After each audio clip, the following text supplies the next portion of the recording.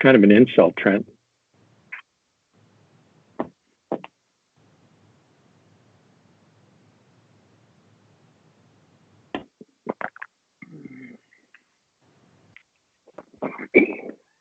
Hey guys, I'm Robert Gardner, and today I'm here with Walt Fritz, PT. I'm really excited to have a conversation with Walt. He's had a fairly profound influence on my work and the way I interpret what I do. Walt is one of those colleagues that I will occasionally make contact with to ask questions, to refine some of my knowledge base.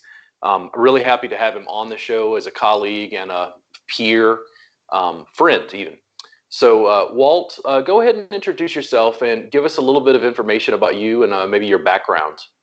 All right. Thanks for being here, or for having me here, Robert. This is the second time we've been together. I think the first time we were sort of stuck in this mode, right? Where I just, words happen with a coffee cup just sort of held right here. So I'm going to pretend that doesn't exist at all. So I am my name is Walt Fritz. I'm a physical therapist. I have a private practice in Rochester, New York, but I also travel around the world now teaching my version of manual therapy, my version of myofascial release to massage therapists, physical therapists, occupational therapists, and more recently, speech pathologists. And I teach a very non-denominational, very generic version of myofascial release, which kind of sits the wrong way with some people because I don't honor the fascial gods like many people do. And I just use it as a way to frame the kind of work that I do. And, we're going to talk about that a little bit today. And we're going to talk about some other things too. But that's who I am. That's how I'm here and why I'm here. Robert and I met, gosh, man, what was it, 5 or 6 years ago in Dallas, you and I met. Yeah. Wow. I think I forget the time goes by. Yeah. Yeah. I might have actually had hair when that happened, but and since that time we've become more than colleagues, like you said, good friends, and get together virtually more than in face to face. And it's really about comparing narratives. And even though your brand of Thai massage and my brand of manual therapy, myofascial release, at first glance don't resemble much of each other, there's an interesting overlap of narrative and an interesting overlap of ideals, not in terms of just in terms of the work, but also I think the philosophy that we share in terms of reaching people. So glad to be here. Good. We'd already talked about the fact that we're likely going to do maybe a series of these, so we have lots of time to stretch out. Is there anything specific that you wanted to sort of kick off as our discussion today? Is there something, I know you talk about narrative constantly, and you're also influenced by the pain science community, as am I. Regularly, I'll ask you questions about things related to that, or if I'm kind of in a question with a client out of my pay grade, I would sometimes, write you and just ask a basic question to see if you could point me in the right direction as far as research. Is there something that's really kind of sticking on you that you want to discuss? No. So this is, by the way, watching this is totally unscripted, and we don't have a series of questions set up. We're just gonna. Robert and I have done this enough where I think we can shoot from the hip and not be totally boring the pants off of you. What I'll tell you is, I see students in classes. So I teach what essentially started as Thai massage. I'm teaching the rudiments, the foundations, the biomechanics of Thai massage to students. And then as I started to be more influenced by your work and way of thinking, and then looking at the pain science community, and this is very much as a novice in a sense, like I'm trying to understand, well, what is the actual biology of what we're doing? Why does the work that I'm performing, why does it seem to help people? In clinical experience, it seems to work, but what's the fundamental underpinning? The more I delved into that and broke away from a more energetic understanding of Thai massage, according to like energy pathways, sun lines, what I noticed for me and what I found annoying was students in class sometimes wanted magic. They wanted energy lines. They wanted Southeast Asian mysticism. And I was completely confounded that they didn't want, like they wanted tradition, in other words. Yeah. That's my history too, in terms of myofascial release background and craniosacral and some of the other offshoots. I mean, I study with Barnes, study with Upledger, and I think I got a good grounding in a lot of principles that I thought were important, a lot of principles that I thought were sort of counterculture to traditional, air quote, Western medicine, and how somehow everybody's missing the boat because they're not looking at fascia, looking at energy and emotions held in fascia, et cetera. And, I got stuck down that rabbit hole pretty darn profoundly, and, had my ears pinned back at the bottom of the hole for a long time, seeing the world from a fascial perspective. Quote just got around on Facebook the other day about that. I had said something about the farther down the rabbit hole you go in terms of the modality that you're learning or you've learned, the less apt you are to see the actual full human being in front of you and all the biopsychosocial implications of why they might be coming to see us.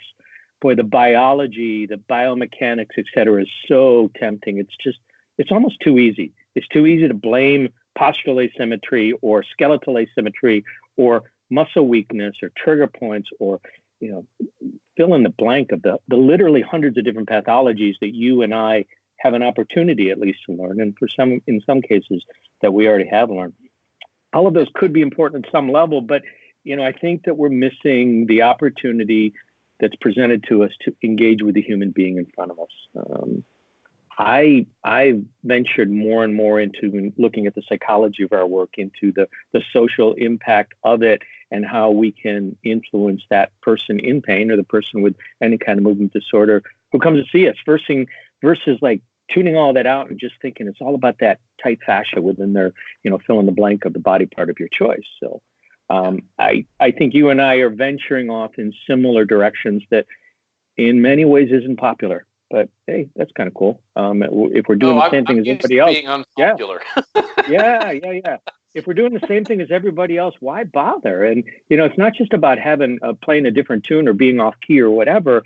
I think it really is maybe presenting a perspective and a narrative that might align itself better with how the general medical community can see us, the general health community can see us, and I do think that's important in terms of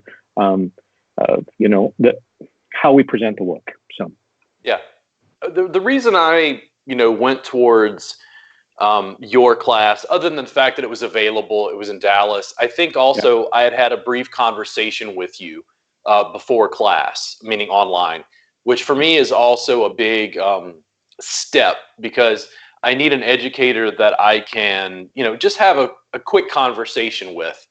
And because of the little bit of trust and rapport we had built from that single conversation, to my recollection, I took class, and then you never really know how a class is going to affect you. And it didn't particularly teach me a ton about different ways of manipulating soft tissue. It did teach me a lot about approach and about communication. And some of the things I got from that class specifically had more to do with verbal communication with clients than it did with tissue work.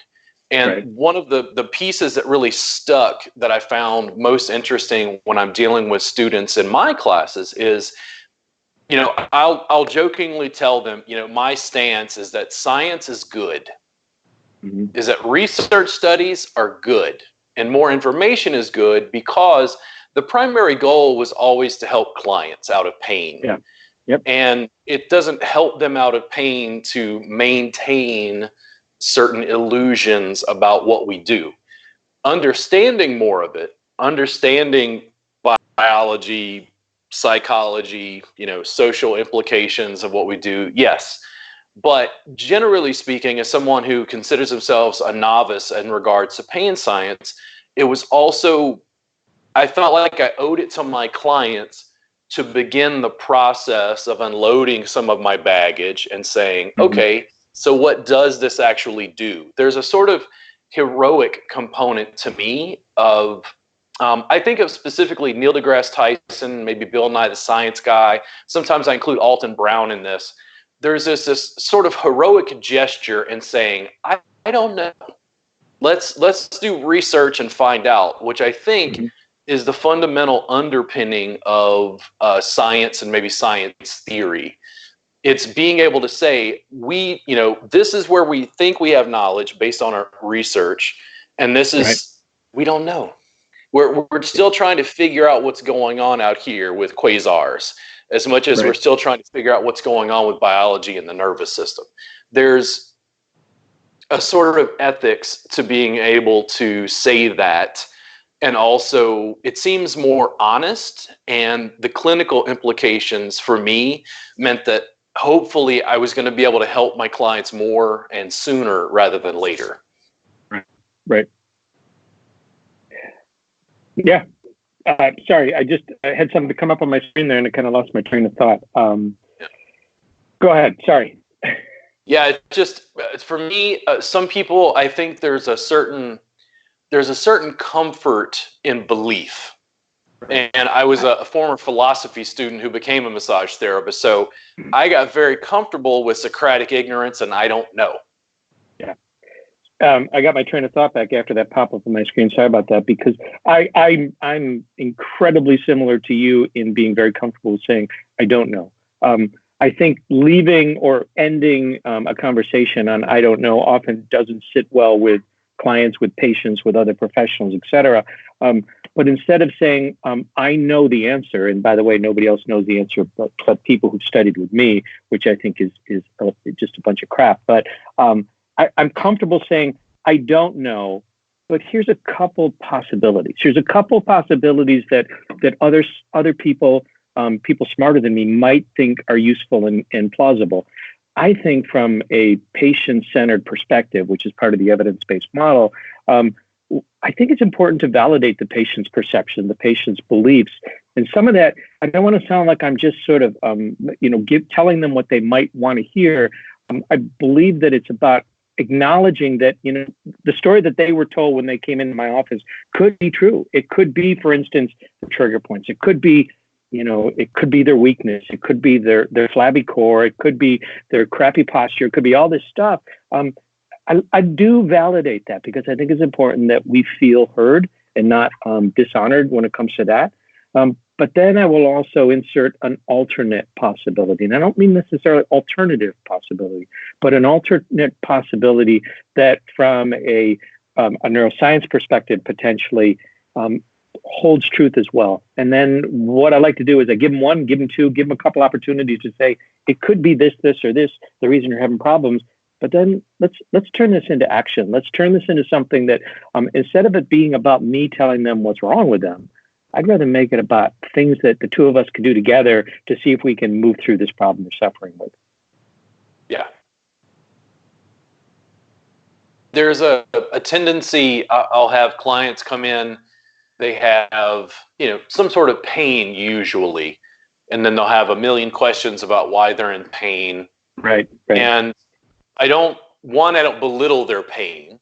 I ask them questions. Well, okay, you have pain. Where is it? How does it feel? Is it sharp? Is it broad? Is it this? Is it that? Do you notice that anything makes it feel better? Is it when you stretch, when you bend forward, when you lengthen? Even just in that process, like when we talk about the psychosocial component, it's always interesting to me, especially people who've been in chronic pain for years. They're always so taken aback when 5 to 10 minutes later, they're still having a conversation with me and they realize, wow, I don't even talk about being in pain because I feel like I'm annoying everyone around in my family. Because they've been in pain for so long, it's got this other emotional and psychological triggers, because you don't want to be the guy at the party talking about your arm pain. Because it's not a fun conversation when people can't, help you with your stuff.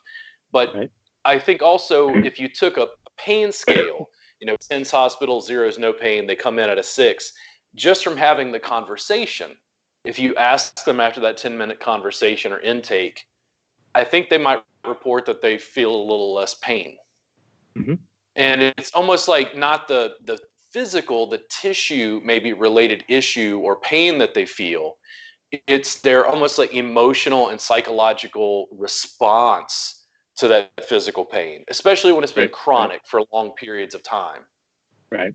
And I can't speak for you, but I know I was schooled that, when somebody walks out the door feeling less pain, it truly is all about, go ahead. Commercial break. Sorry to cut you off, Walt. Just a quick commercial break.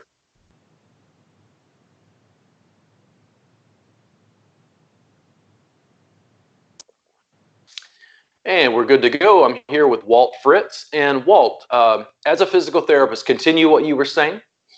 When somebody comes in and we see them, we interview them, we allow them to talk, we do our evaluation, and they walk out of our room often feeling different and better. It's so common, and I think a lot of it comes down to our rabbit hole training where, your fascia was tight or your trigger points were restricted or, fill in the blank, when the reality is that interaction that we have with patients, the humans on our tables or in our room, is so multifaceted. To say that, first of all, we can't prove that it's their, in the MFR case, that's their fascia, but just like you said, Robert, just being allowed the opportunity to speak without judgment, to be heard clearly, and to be validated, I think, is one of the big pieces that are missing, because we're so often quick to, okay, tell your story, but let's get into what matters, without realizing that the story matters often. And I do think we do them a disservice if we try and move through that too quickly, thinking we need to get to the good stuff because maybe the good stuff is happening right now. Showing clients how to work on themselves in addition to the work that, the manual therapy I perform with them became a larger component of the educational process. It's interesting. I have this general sense, because I work with chronic pain almost specifically. It doesn't mean I don't occasionally get a relaxation session, but most of the people who come to see me have some sort of pain. It's an interesting response when people realize that I'm not necessarily trying to get them to come back again and again and again and again. I'm actually trying to help them get better. Hopefully, the bulk of the pain goes away, show them how to work on themselves, minimizes cost. And they go, well, I don't understand how you get clients. And I'm like, referrals. When I help people in pain, they tell other people, and then people come to me for, I have carpal tunnel syndrome or whatever pain issue, syndrome they may be dealing with. But I felt that the self-care component, actually building the client up, putting them in a space where they can work on themselves and empowering the client, created a dynamic where I was on an equal footing with the client, not I'm a, superior, well, I'm an educator in the massage industry. I know all these things, as opposed to you're just the peon, from the public. Right. Yeah. Oh, I think that's huge. I think that the things that I do with my clients, my patients in session, immediately translates into what can I do for myself. So, for instance, if somebody is having issue with their neck, right, and I do work in this area, often what I'll do to teach home care is to take their hands and put their hands in that area, and then I'll do hand over hand with them, mirroring what we just did. And if we can replicate that, the goodness that we just imparted, then I'll slowly ease away and say, do you still feel some of that goodness? Do you still feel the ability to have less pain or to breathe easier, swallow easier, whatever that might be? And that if so, then do this, right? And then, we come up with numbers and dosing to tell them how often to do it because we're supposed to do that. But ultimately, if you can do it yourself, then can you continue these gains? And, there's one other piece of homework I often give people, which just kind of drives people crazy because it's not dosable, first of all. You can't say do this once a day or for 5 minutes or whatever. It's like they'll say, well, what should I do? I feel better, but what should I do to keep it? And, I tell them, well, what is it that you were missing in the first place? And if it's, the ability to turn your head, for instance, what I want you to do is when you leave here today and tomorrow morning when you wake up and tomorrow afternoon, I want you to look to the left that you couldn't do before and appreciate that you can look to the left without so much difficulty. Because instead of it being about the thing we did with the tissues, can we make your brain and your perception and your nervous system realize that there's less of a threat going in that direction, and maybe I can just move through life without worrying about that anymore? And in some ways, that's probably more important than that. The hands-on homework, or God forgive me, the 2 or 3 pages of exercises that I tell you to do to strengthen your core, or else you'll be somehow a miserable human being. The PTs love the weakness model. They love to say, you need to get stronger, you need to load more. Movement's important. It really is. Patients come in to me and they say, I say, why are you here? Well, because I have pain. Well, that's not quite enough information. What's the pain stopping you from doing, right? That's what I want, the conversation I want to have with them. What's the quality of life that you can't participate in because of that pain? And that becomes what we turn into our goals and objective, not minimize the pain from a max of 8 to a max of 2. That's lovely. But what will that less pain allow you to do better? And think functional outcomes instead of just those, those things that we throw darts at in terms of the numbers for pain. Yeah. So much of what I see with people's pain, especially if it's long-term or chronic, it's not the pain itself, it's their almost anxiety about the continued ongoing pain. The anxiety about what happens when their pain spikes, what happens when I'm out at a party and my pain goes up, dealing with that in an ongoing way that sort of cascades. I once worked for a chiropractor and fortunately do not anymore. But I remember a young lady had come in, and when I say young, she was, older than me at the time, but she was, in her late 30s maybe. And she spoke fairly poor English, but when she was having pain in her neck, she would say, paining, oh, paining. Her neck was paining her. Right. And when I worked with her, it was just light, I guess you would call it skin traction, but just very light neck massage to see if we could help. It probably felt a little better after the session. The chiropractor I worked with, and I was very excited to get this job because this was the first medical job I had as a massage therapist. In Louisiana, it was harder at that time for me to get a job in anything but a spa. The chiropractor pulled me aside and said, that lady's crazy.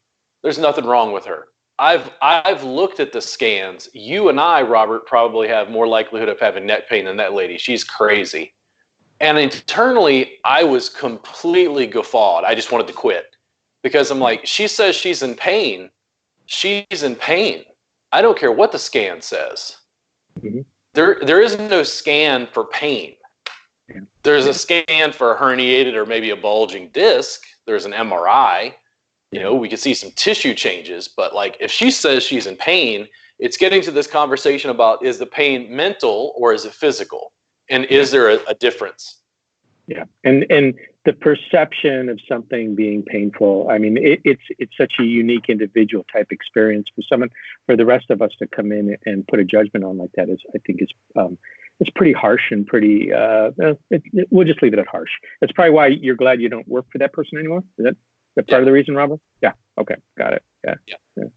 Well, it just felt to me, it was diminishing her experience.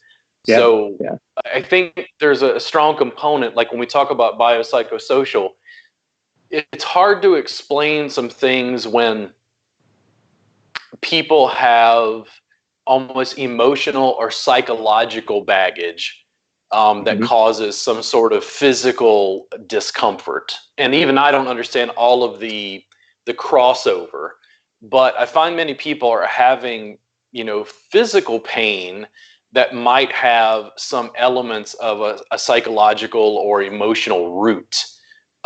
Even for myself, when I was in massage school, I commented fairly early on my massage schooling. I went to school because I'd had a whiplash. So there was an actual physical trauma. I had lots of pain, and I went to massage school, and I remember realizing I just didn't get a lot of touch because I'm a man in America, and men don't touch men because that's gay. And, depending on your family and upbringing, there may be inadequate touch. So I was getting all of this touch in massage school. And for the first time, I really realized touch hunger, that there's skin hunger. Now that that's being fed, and I remember bringing it up in school and then having a conversation with, what are my colleagues, essentially the students in school about it, where, women in American culture, at least, it's more okay for physical affection or touch, not so much for men. But what is the long-term, effect of just that when it comes to nerves, when it comes to sensations, when it comes to pain, even when it comes to brain development? Right.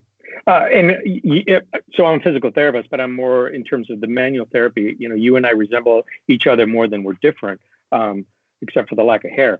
But, I I mean, that's what we're doing for a living. I as a slight offshoot, I think it's interesting, especially from my PT community, physical therapy community, where you've got physical therapists who do nothing but strengthening, do nothing but exercise, and minimal touch, if at all. You know, if there's touch, it's incidental. Whereas there's people like me who it's all about touch. But what's interesting is when people come to see us, they've already done some self-selection, right? People come to see me based on what I show them on my website with videos and photographs and the words that I say. And, you know, my room resembles more of a massage therapy room because I've got my power table here and a nice quiet environment.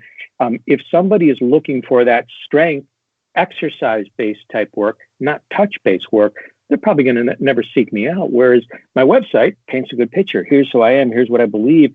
And I think I get people who, you know, I don't know if I'd go so extreme to say they're coming to me because they're touch starved, but they're coming to me because they see possibly that there's benefit from a touch-based intervention. They've already done the other intervention. They've seen the strength physical therapist, et cetera, and that didn't help. So I was like, well, let's give this guy a try. But I mean, there's so much that we don't know about the value and the impact of our touch beyond the things we think we're doing with the tissues. And I think I'll save this story until after our next break because it's going to take a little while, but it's a really interesting story about a recent research paper that was put out that takes a look at really questioning the things we think are going on at the tissue level and how much is happening in the brain. But I will save that because I feel like I'm going to get the axe if I start the story too quickly. Well, you know, as a former, again, philosophy student, I'm thinking more deep thoughts than I am dealing with research studies, at least in my case. And when people talk about a difference between the body and the mind, that was a big deal in modern philosophy. And I go, is there a difference? Yeah. Well, and going back to what you just said, it's like, I don't know whether that, you know, the deeper thoughts and the research need to be mutually exclusive because there's some pretty darn deep concepts that are inherent in a lot of the, you know, the hypothesis that people are looking at that can then sink or swing back into, you know, the deeper way that we look at each other, the way we look at pain, the way we look at movement disorder. I kind of, in my MFR training, I was kind of taught that, you know, research will never prove the things that we know to be important. It's like, boy, you know, that's setting the stage that nothing will ever prove that the work that I do is accurate except good patient outcomes, which, you know, that's important. But I don't know. I think if a work is valid, we have to have a way to quantify it. And it's incumbent on me and you to figure out ways to quantify it and allow those two, you know, that used to be separate worlds to kind of merge somewhere in the middle. The research and the deep thoughts, I think they, you know, we can walk around the road together. We certainly talk to each other pretty well here, Robert, Mr. Deep Thought. Yeah. Yeah. The refining process. The refining process in essentially, because I think of manual therapy as an art as much as a science, but the refining process of even like how you're framing the work can change clinical outcomes, and it can also change expectations for new patients or clients coming in. Right. Yeah. There's so much about the depth of the work. I think I've worked now for 17 years, and it's always amazing to me to sit back and realize how much of my life has been consumed with clinical practice and these sort of issues. And the fact that this many years in, I'm still asking all these questions that I don't have answers for, that I need to be able to sit down and do more reading, research, reading clinical studies, and trying to glean whatever information I can, even this many years in the field. Well, what's interesting to me is when I started myofascial release work back in 1992, I had all the answers. I knew what was wrong with people. I could tell you exactly what was happening under the skin that was at fault. And the more I've learned, the more I've been able to sort of unlearn that pompousness of feeling like I knew everything. And I think it's really quite freeing to say, you know what? I know less today than I did last year and less last year than I did the year before. But it's about the more you know, the more you realize you've not quite figured it out. Versus when I was a novice in this work and, you know, kind of started jumping down that MFR rabbit hole. Boy, I was an expert. My elevator speech was well honed. I was telling people all kind of stuff that were buried in their fascial emotion patterns and all this stuff that the more I learn, the more I understand, the more I stuck my head out of the rabbit hole and looked at other people's views, the more I realized didn't quite know what I was talking about. Break. Yep. Okay. We'll be right back. Yep. I got a little bit of a story here about that. Here we go. I'm returning with Walt Fritz, PT. And Walt, you said you were having a story? Oh, story. Yeah. So, the things that you and I'm going to speak for you because I think that I've got a good eye on the history of modalities, the history of the way that you and I have been taught things. We're sort of shepherded down this road where we're talked about the thing that's wrong with the tissue under the skin, basically, right?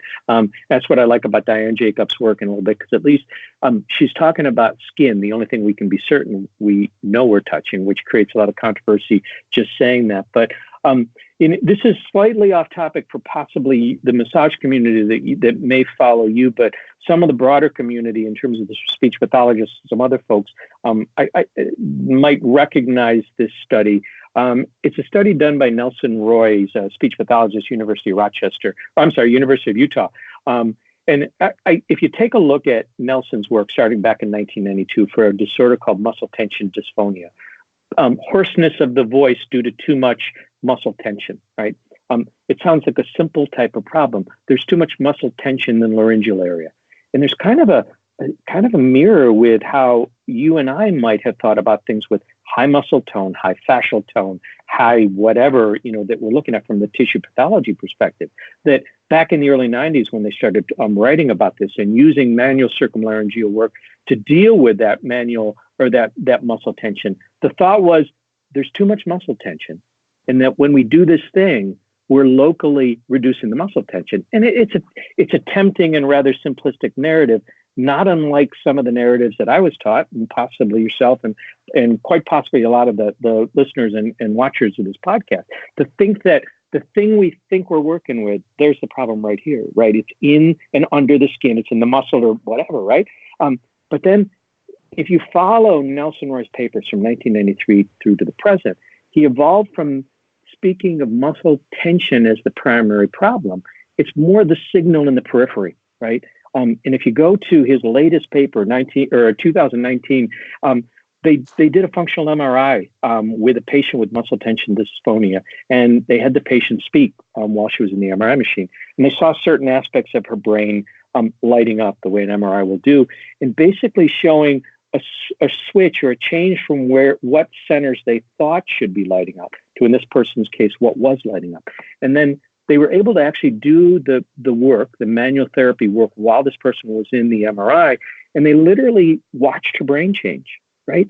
And with the conclusion that instead of it being about the muscles, all of a sudden deciding to have a bad day or a bad week or a bad month or a bad life, right? Quite possibly it was a pattern set in this person's brain due to a lot of other factors that I'm not going to get into here, and that our impact, the input that we give to that person's nervous system and perceptual awareness, and cause the brain to change during the course of that session, so that when the clinician let go, not only did she talk differently, but her brain was showing different readings on the MRI. And to me, that's the value of research that I think that is missing in a lot of the manual therapies communities. And it's like, well, nobody will ever be able to prove research on this because it's such a one-on-one unique experience. And it's like, well, I think we can do better. Sure, It takes money, it takes technology, all those things, but I just think sometimes it's an easy excuse to say research will never prove what we do and what we show. I think that's a cop-out. I really do. Yeah. The thing is, reduction of variables is challenging with manual therapy. Yeah. It is a challenge, but it's one of those things where we stand up to the challenge. Elon Musk wants to put people on Mars. It's a challenge, but I like the sort of hero's journey, if you will, to use Joseph Campbell as an example. I like the challenge, the heroic journey of knowledge, of trying to do things people have not done before. Mm-hmm. And I don't feel a lot of security in maintaining illusions. for me asking, well, why does that work that way? I feel so much more secure asking that question about body work and about a souffle. Why does a souffle respond that way? Alton Brown and Harold McGee, these are, food chemistry guys. Yep. It's like, well, and you go, wow, I don't really know. Why does that happen? Those things actually make me feel more secure because at least it's a solid question if I don't have a direct answer. Right.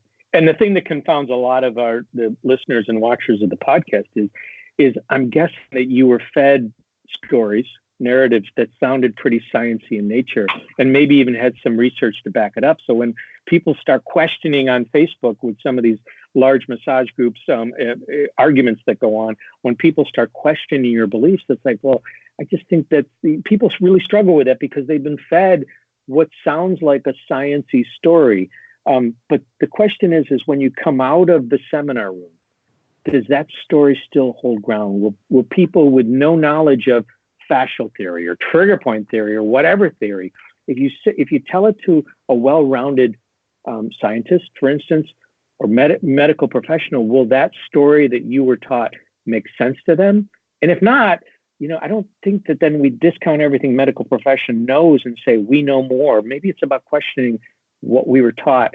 And I think that's what got me here. And I know from your story, Robert, what got you where you're at is really, having the chops to question authority. Apparently it's okay to question authority unless you question certain authorities. And that's when you get slapped, right? Teach us all to be independent. Just don't get too independent. Thai massage comes from a Theravada Buddhist lineage and culture. And one of the things that happened along my personal process, both in dealing with chronic pain and then also dealing with spirituality and religion, was because of my yoga practice, I encountered elements of Hinduism. And then I discovered elements of Buddhism. And then I fell into Thai massage, which has a very direct sort of Buddhist lineage, which I don't eschew, but at the same time, I ask lots of questions. So I tend to think of yoga, for instance, as a set of techniques to use for self-exploration. I think of meditation as a technique to use for self-exploration without holding to religious and cultural components. So for me, one of the core facets of Buddhism was the fact that the Buddha was trying to ease suffering. I deeply relate to that story about easing suffering. And in addition, what would happen for me is the more you got focused on the cultural distinctions about Buddhism, about where Buddhism was from, about Siddhartha, Gautama, the more you seem to get away from just helping people where they were. So for instance, even if I have a certain spiritual leaning towards Buddhism and towards meditation, I live in Central Texas. Thai massage teachers would tell me, no. If Jethro comes in, you need to teach him Vipassana meditation. And I'm like, Jethro just got off a tractor, bro. Like, his back hurts. Can I do some manual work on him to kind of maybe lead him that direction, which was more my path? And they're like, no, Vipassana first. Like, we have a way of, doing this, but it didn't have a cultural context. Being in a country where people are predominantly Christian and then trying to talk about Buddhism in the middle of their manual therapy just didn't make any cultural sense. I was like, listen, the fundamental piece was that the Buddha was trying to ease suffering. Well, guess what? Science helps ease suffering. It's good. Research is good. Research is good. It's just, which research are you going to choose? Which are you going to cherry pick from, so to speak? Because, as a PT, I came from a very different frame of reference, and balancing my PT background within this early myofascial release training, which is both esoteric, but then there was this supposed grounding in biomechanics. We need to get the posture back in alignment. We need to get the pelvis unrotated and balanced, et cetera. And I was just on Twitter yesterday and saw a post by Greg Lehman, who's a physiotherapist and chiropractor, and who basically questioned that within the past 30 years of biomechanic research, do we really have a better handle on why people have low back pain based on biomechanics? And if it was purely a biomechanical problem, than you think in the last 30 years. Advances would have been made to understand the biomechanic and the biomechanic flaws in the human more and more. But we're no closer to an answer now than we were 30 years ago or 300 years ago.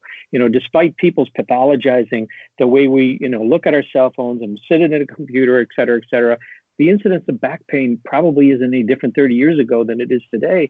And it's like that. It really comes to care. Biomechanics can matter in some circumstances. It depends on how you cherry pick the evidence sometimes, but look at the piece beyond biomechanics. Look at the biopsychosocial, which the biomechanics would be partial to the biology, but it's the psychology, not about the person creating the pain, but how it affects one, how being in pain can influence that. But that's multifactorial too.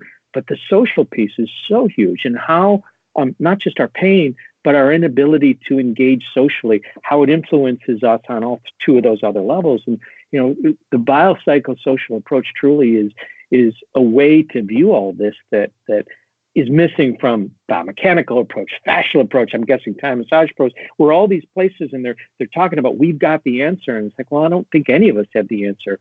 We can all contribute to an answer in terms of helping our patients, but I think it's okay to say, you know what, I'm not certain, but I found tools that are often helpful. Are you willing to go on this journey with me? And that's more and more what I do, not just in my practice, but when I teach this work. Yeah. The biopsychosocial model, this has been years ago, but I'm sitting in the middle of Thai Massage Jam, which I run here in Austin, by the way. And you realize that you kind of stumbled, you kind of fumbled into this thing. And I'm like, I have a room full of people hanging out, clothed, working with each other on mats. It's social. Like we're creating a context for manual therapy and touch where it's not even, therapist and then client. It's community coming together to say, oh, your shoulder's hurting you? Well, how can I work with that? And I just continue educating the people who come to the event to be able to help each other. I think the social ramifications of teaching, say, a loved one to be able to work on their loved ones, work on their children, their husband, their family, their grandma. I think there's so much value in that extends beyond what I see as just the massage community. There's some massage therapists who are a little frustrated that I'm so open with teaching the public. And I have to have these conversations where, a massage therapist with folded arms goes, oh, are you okay with people without a license doing what you teach? And I go, yes, absolutely. Because it's not a problem unless they start charging for it. Yeah. Teaching people how to, work with each other, there's nothing wrong. There's nothing negative about that. If anything, I think the inverse is true. Having a culture where people don't touch, where we live in a country that's got an opiate epidemic, apparently somebody's in pain and they're not having what? Are they having enough social connection, enough touch connection to be able to moderate their own pain levels, at least to a degree? Yeah. I think we've become so enamored with our ego, and I don't necessarily mean ego in a negative way. The ego is all that education and training and background and belief system that we have. And the higher up we go in our training, the more I think we become totally dependent on our ego.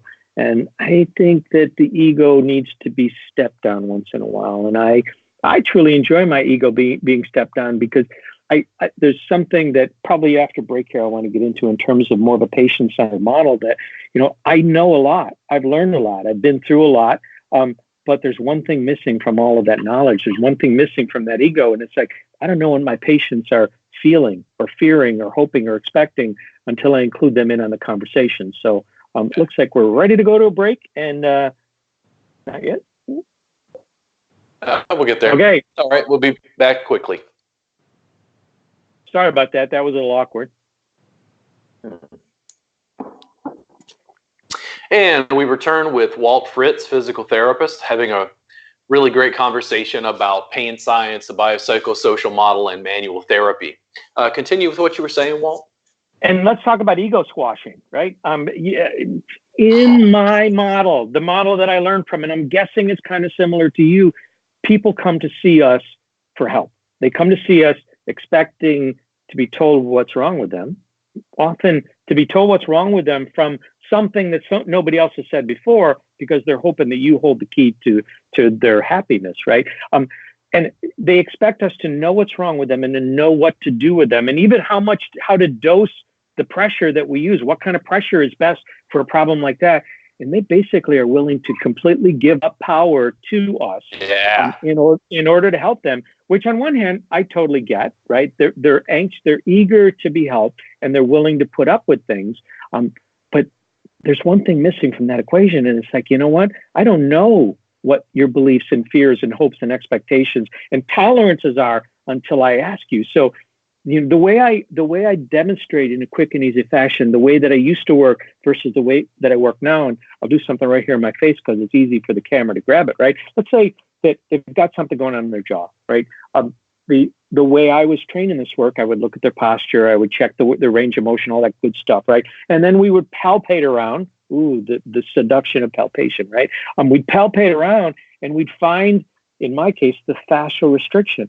And then I would tell them what's wrong with them. What I would tell them what needs to be done to basically fix that, right? And then they would nod, not understanding a darn word that I'm saying because they know nothing about fascia, and I could waste time trying to teach them that, or we could just fix their fascial restriction, right? And then we'd do our stuff, and they'd feel better, and they said, gee, he must have been right because I feel better, so therefore it must have been a fascial story. But what I do now is we have a conversation, we do the interview, they tell me where they hurt or where they can't open their mouth or whatever, and I still palpate like I always did. But instead of my palpation being telling them what's wrong with them, my palpation is now to begin a two-way conversation.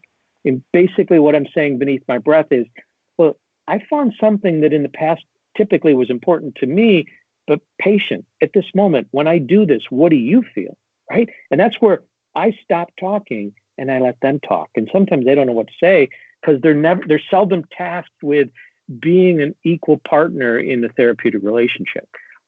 Big difference in terms of how many of us were trained. We were trained to be the expert. We were trained to work from our ego.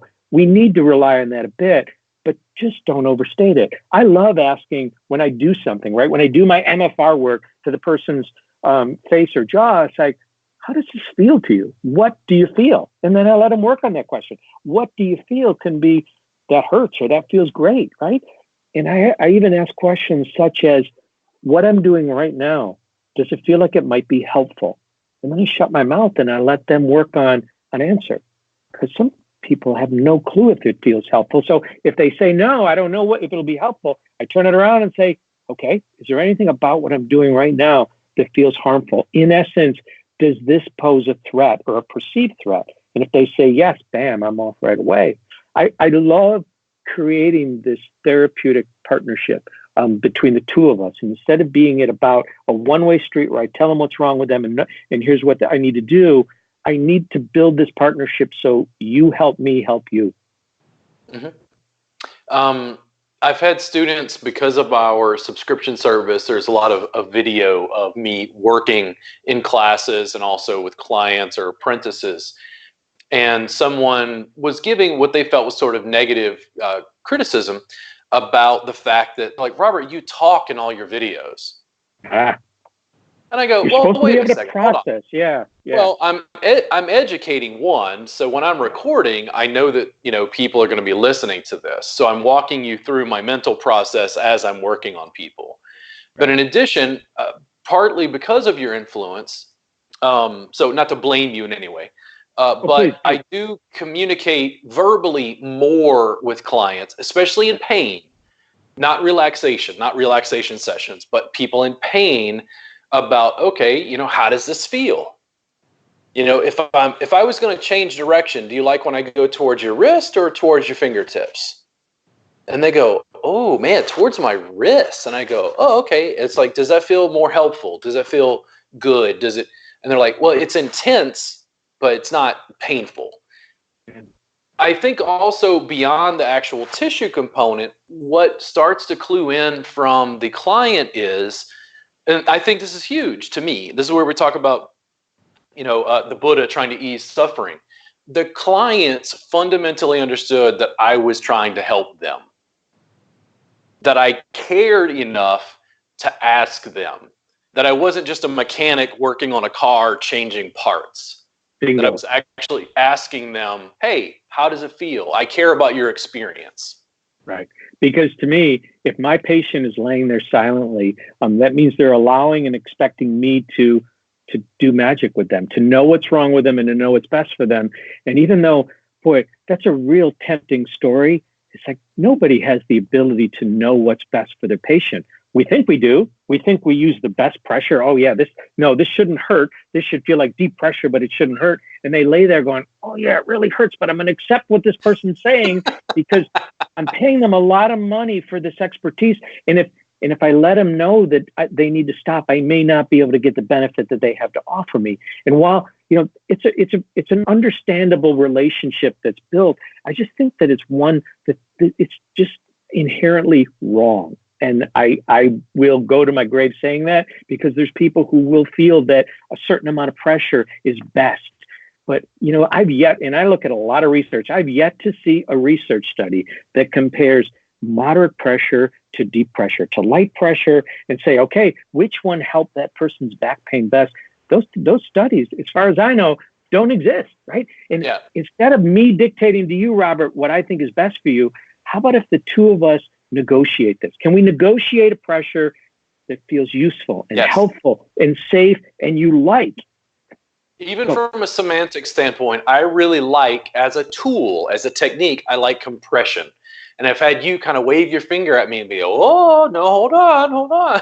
And it's like, oh, but the compression is sustained skin stretch. When I teach students in class, part of the challenge I have as an educator currently, I have to give the students something that's step 1, step 2, step 3, so they can get started, which is a sequence, which is a protocol. Right. But then they start asking questions about how to improvise. And they don't really understand the improvisation until they've got certain, elements down. Yeah. And they want to know, well, how do I work on this client, or how do I work on this issue? And I'll try to make it more clear to them to say, listen, I'm going to teach you the basics. I'm going to teach you scales so you can improvise and play jazz. It's going to take a little time, because the thing is, if I reference it from a time massage standpoint with the SIBSEN are the 10 main energy lines on the body in time massage. Walt's SIBSEN are shaped differently than Trent's, are shaped differently than Susie's. So I can't deliver the same session to any of you. I have to connect with the individual. Right. My way of doing that is, without sounding glib, hi, my name is Walt. What can I do for you today? Right? Make it a unique experience each and every time, right? Yeah, and forget about those, I'm having pain here. Oh, no, it's your feet. Your feet are out of balance. Your pelvis is out of whack. Your core is weak, or your C1 is out, or whatever, right? Yeah, those things could come in down the road. But if someone's coming to us with an issue, validate the issue by at least saying, yeah, okay, let's start here. How can I help you here? And sometimes just attending to that person, from the biopsychosocial element to he's listening to me. I mean, that goes so much further than trying to tell them it's all about their feet when they're coming in for fill in the blank something up here.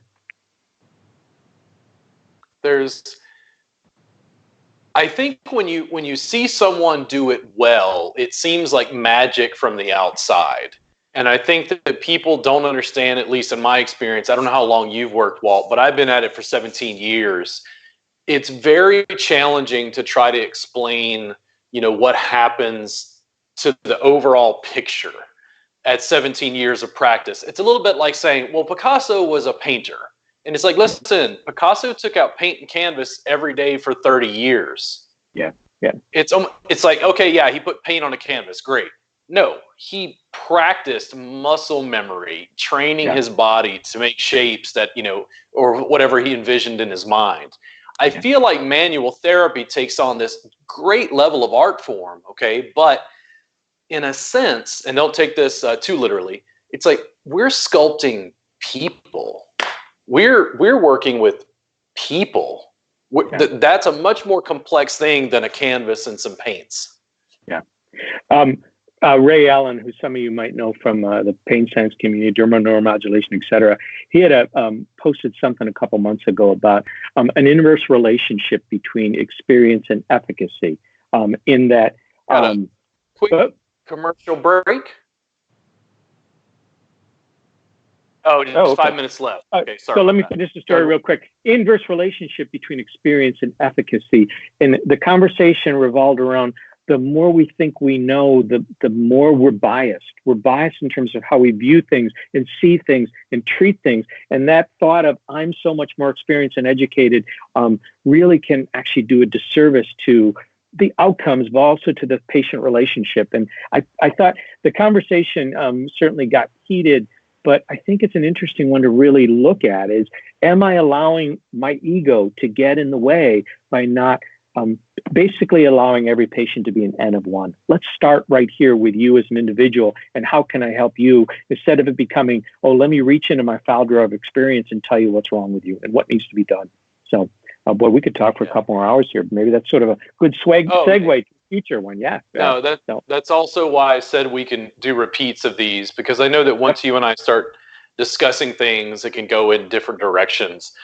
So much of it, when it came to pain, again, to my knowledge, there's no way of testing for pain. I just ask them for their, feedback on it. That connection, actually caring about their experience and asking them for feedback. Oh, you have pain in your arm. Where? Where does it go? Is it sharp? Is it pointed? Is it broad? Is it diffuse? Is it, past the elbow? Being able to engage with the client where they're at and then slowly, methodically work with them. I'm having a challenge as an educator trying to figure out that difference between a sequence, which I feel like is this rote protocol, and improvisation, which means very deeply connecting with the client and engaging in what I think of as intimacy. You're actually connecting with that person. It's almost as similar to me as I'll describe it to some students in class. I'll use a lot of romantic or relationship sort of dating analogies, because it's a little bit like saying you went on a date with Mary, you went on a date with Sue, and you had coffee for 30 minutes. These conversations can be radically different, and it's very hard for me to deliver a script for how you're supposed to have a conversation and connect with someone. I think that it's equally as complex when you're dealing with touch. Yeah. And not just touch, but how they respond to our touch. It's so multifaceted, and it is something that we learn as a sequence or a recipe. And you use different phrasing, but I tend to phrase it as more of a dance. And I don't mean, ballroom dance where things are pre-choreographed, but things that flow. And it's part of the sequencing that we learn. But sometimes I think we end up repeating those sequences because we had success with them. And to me, the dance should be unique with every individual, not just with every individual, almost like from one moment to the next. I don't know what I'm going to do next until you and I figure it out, which is challenging. Like, especially in some of my seminars, I'm getting therapists who literally haven't touched professionally in terms of their professional training. So you're not only teaching them to touch, but what to do with the touch and how to engage the human being with that touch, and whether it can be a positive touch, negative touch, whether we're looking for pain or any of the other. I work with so much beyond just quote unquote pain. So much of it doesn't involve pain at all, but the touch is still, can I do something with my touch that in the present feels like it might help in the future, right? And that's really what I'm doing. I don't necessarily phrase it that way, but it's a unique dance every time we work with people. And I know you've got tons of online content available. I have a lot of video content on my YouTube channel that it shows you a dance, so to speak. It's not a real dance because we're doing it on a model, but the dance of how sessions can sequence, how the dialoguing piece can work, how the interactional conversation piece can work, instead of it being about the tissue, but about the relationship that we establish with touch, working on the patient's goals. Nice. So, Walt, if people were going to learn more about the dance, so to speak, where would they find information about you online? Easiest way is to go to the website, which is just so happens to be waltfritz.com. Basically, you'll find links there to my YouTube pages, I've got a really fun video playlist called 21 Questions, which is a lot more than 21 questions, but it answers a lot of questions. A lot of video content there, all available for you. There's my blog there, there's Twitter, there's LinkedIn, there's Instagram, there's all the other social media things. But I think the website is always a good starting point. WaltFritz.com.